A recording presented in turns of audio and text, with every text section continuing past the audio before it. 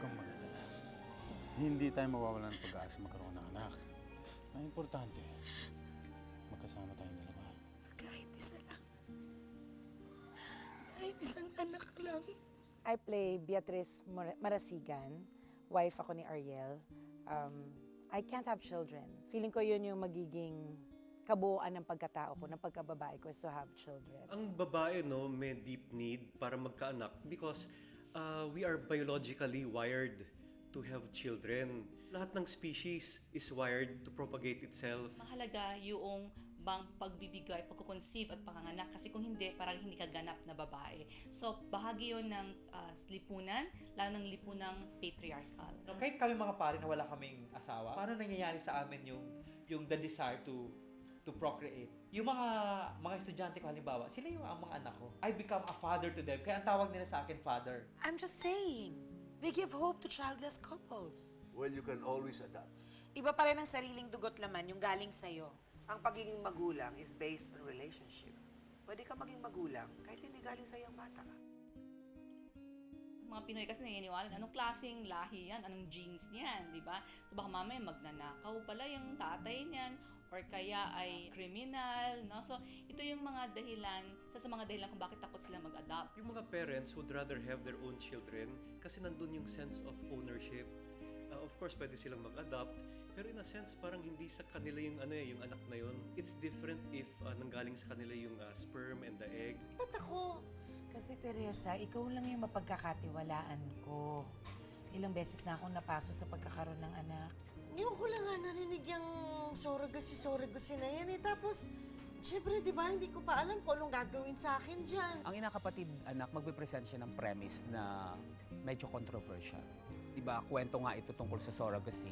Sinasabi sa atin noon, pag nagbubuntis ang isang ina, doon nagsa-start yung bonding nila ng anak nila. Pero paano kung lumaki ka sa sinapupunan ng isang tao na hindi mo naman nanay? Sa ina kapatid anak, ang role na ginagampanan ko ay si Tere. Ako yung nagpe-play na surrogate mother. Surrogacy. All we need is to harvest healthy egg cell and sperm cells mula sa inyong dalawa at isang babae na papayag na magbuntis para sa inyo. Surrogacy, ito isang arrangement kung saan ang isang babae ay magdadala sa kanyang sinapupunan at magsisilang ng sanggol para sa ibang couple. May dalawang type ito, yung tinatawag nating traditional surrogacy at ang gestational surrogacy. Ang traditional surrogacy, ito ay ang isang paraan kung saan genetically related ang surrogate mother sa child. Bakit? Ito ay ginagawa sa paraan ng intrauterine insemination mula sa intended na father or artificial insemination. Ang gestational surrogacy naman, ang egg at ang sperm ng intended father ay i-fertilize through in vitro fertilization sa laboratory, sa mga in vitro fertilization laboratory, at pag ito'y naging embryo na, ito'y i-implant sa surrogate mother. Gestational surrogacy, ang child ay hindi genetically related sa surrogate mother. Pag nanganak ba ako, sasabihin mo sa bata yung totoo? Ayoko kasing malito siya eh. Gusto ko sana maging malinaw na ako yung nanay niya.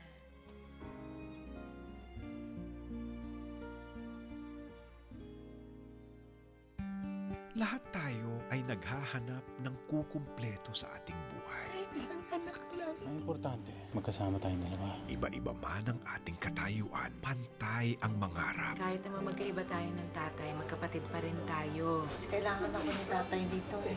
Ngunit malupit ang realidad. Huwag mo nang intindihin si Teresa. Hindi ka na kailangan nun. Hindi ako titigil sa pagiging ina niya.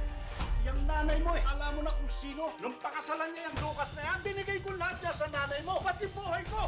Para sa isang desperada, tataya ang lahat. Surrogacy? All we need is to harvest healthy egg cell and sperm cells mula sa inyong dalawa at isang babae na papayag na magbuntis para sa inyo. Nahuli na ba, Mastermind? Sa karya sa Polinario, may search warrant kami para sa iyo. Nakakulong na ho. Good. Julio! Beatrice! Maparing na ako na din ng anak niyo. Tulungan niyo lang kami ni tatay. Ako nga lang nga magbubuntis, pero hindi ako ang nanay. Isang kasunduang wawasak sa kanilang mundo. Akala mo ba hindi ko napapansin na may gusto yung kapatid ko sa'yo?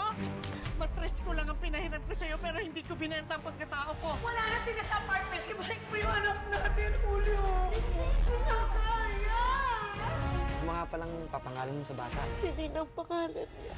Buhay na binago ng pagkakataon. Yan ba yung ampo ni Beatrice? Bago ko makalimutang bisita ka dito, umalis ka na. I'm so Get out! Narinig niyang tinawag siyang ampon ng bisita. Wala tayong sasabihin. Pagkataong binalot ng kasinungalingan. Ang pangarap ko talaga, yumaman tayo. Nag-apply ka sa UP? Dito ka mangarap sa Cebu. Hindi mo kailangan magpunta ng Maynila. Nakakapagod na kasi maging mahirap. Dapat sinusuportahan niyo ako. Haharapin na ang hamon ng katotohanan. Hello, UP! Eto na ako! Magda, kanino kaya to? I'm sorry, nagkakilala na ba tayo? Fan ako ng mga sapatos ng Memorata. Ano nga ba yung pangalan mo? Margo. Kung sino ang siyang karapat-dapat para sa pag-ibig. Siguro hindi naturo sa yung pagtawid, no? Hindi ako basta-basta. Valedictorian ako sa Cebu. Ethan! Close na ba tayo? Akala ko kasi okay na tayo nung huling pagkikita natin eh. Kailan mo ba ako balak paghintayin? Akala ko ba naiintindihan mo? Kung puro problema ka dyan sa girlfriend mo, eh di hiwalayan mo na. Pwede ba kita maging study buddy? Ako talaga? Ano kasama si Margo? Girlfriend mo si Margo? Oo. Tinulungan mo na nga ako eh. Ibig sabihin nun, magkaibigan na tayo. Para sa pamilya.